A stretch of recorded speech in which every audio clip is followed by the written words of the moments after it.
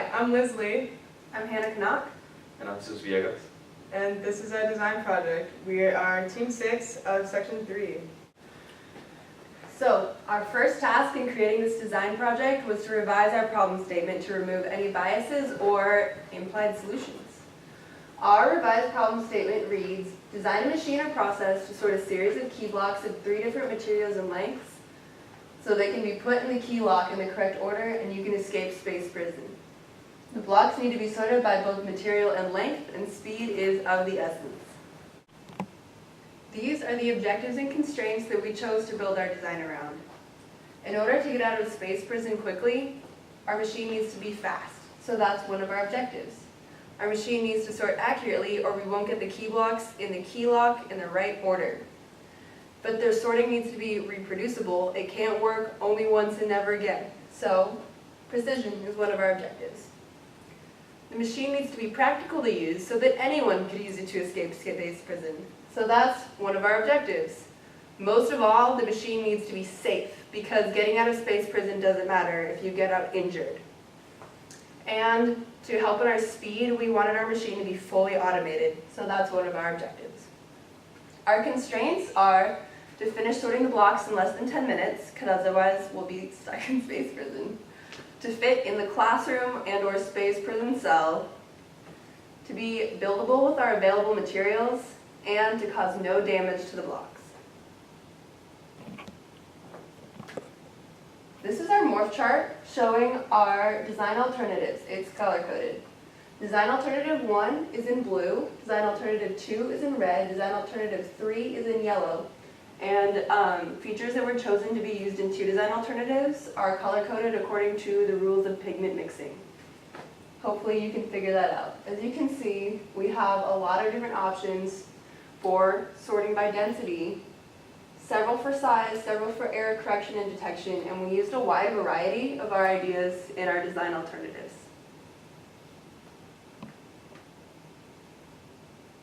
Done. So these are our design alternatives. The first design alternative uses a kind of drum system for the blocks that roll down to sort by size. The drum had slots in it, such that then everything would be sorted by length, and we could take it out and then sort by density. The density mechanism is sorting by volume, so we were going to take liquids of different viscosity and sync the blocks so that we could very easily determine visually which was which. The second design alternative has a funnel that leads to a segment that has slotted holes so that we can sort by length, and then that would filter down into a spring system that would then sort by weight.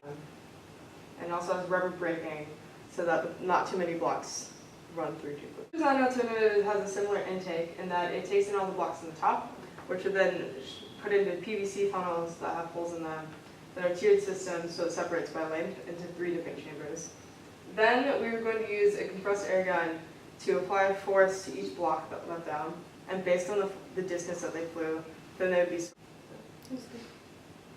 So after we had our design alternatives, we had to evaluate them based on our constraints. We checked our available materials and decided that we may or may not be able to do the PVC gun given that what we had, because of the air compressor system, is kind of complicated. Other than that, we decided that all of our design alternatives fit our constraints. However, for the objectives, this is our pairwise comparison chart. The higher numbers mean they're more important, and we ended up seeing that safety is the most important, followed by accuracy, speed, and automation, and then the last 2 are precise and practical. So after we had ranked our objectives against each other, we then moved on to evaluating our design alternatives. We decided the compressed air would obviously be the least safe. We decided at the end that 3 would be about equally accurate, given that if we calibrate the springs and the air correctly, it should be about the same as the density. We decided that design alternative 3 would probably be the fastest because we just have things dropping and then getting shot at somewhat high speed into the right place. Design alternative 2 is similar, except that it takes more time for the springs to fall through. We decided that design alternative 1 would be the slowest. It's also the least automated because you're feeding everything by hand, both into the sorting by length mechanism, and then again into the density table, and then you have to pull everything out. To that end, design alternative 2 is the most automated because all you have to do is put all the blocks into the funnel at the top, and then take them out of the bottom. Design alternative 3 is similar, but we still rated it as lower than 2 because depending on if the compressed air did something weird or we couldn't quite get it calibrated with electronics or anything, then we would have to control it by hand. So in the end, design alternative 2 won. This is our final design. As you can see, it has these ramps that are a spring system. Those are adapted from design alternative 2. And decided that we really liked the PDC sorting in design alternative 3 because it kept the blocks in the right orientation. And it was just a really nice system to get them all on 3 separate paths, the different lengths, I know what that is. And so the 3 lengths would be in different paths, they'd be sorted nicely. So we ended up incorporating that across the top. It's kind of light, I'm sorry if you can't see it. But then there's small holes here, so they would fall through, and then, or medium holes here, so small and medium would fall through, and then small holes here, so the small would go out, and then the middle would go through here. Those are separated onto different ramps that had springs attached to them, which would then be calibrated due to our physical testing. Okay, so before even building, we tested it to see just proof of concept. So we got a PVC pipe, cut it in half, and then we attached the string and then the spring, basic torque. So you can see here we had an R1 and an R2, and then a block comes down, and that's going to build the force because of MG.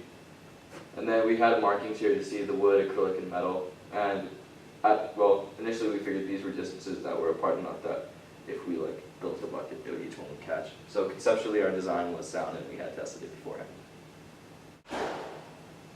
Although our idea was conceptually sound, we didn't anticipate the fact that connecting the top would make these distances so small that it would become extremely difficult to be able to create a container that could that each one would fall into every time. So it became a problem that it lowered our thresholds of weight and it just affected the thing in a way we couldn't anticipate it. So recommendations for the next time, or if we ever had to redo this project and improve it, the first thing is we would definitely spend a lot more time in the design phase and just really planning a better plan to execute. So better integration of design elements. So smooth transitions between stages. We have two machines working right now. We have the PVC tubes, which obviously sort the length, and then the ramps, which sorts by weight. So I guess a factor we just didn't consider is the speed at which the blocks would be released from the PVC tubes, which it created a moment of inertia that also affected the ramps from working well and sorting by weight.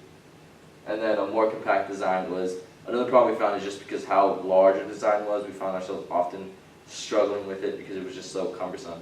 And so we would minimize our design down to probably half. So finally, less sensitive to bumps and jiggles, use of non-tape adhesive materials kind of go hand in hand.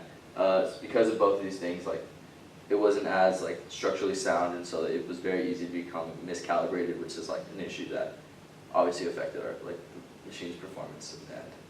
So we would go back and glue things and probably secure things a lot better. And finally, we'd like to acknowledge the people who helped us design this and build it.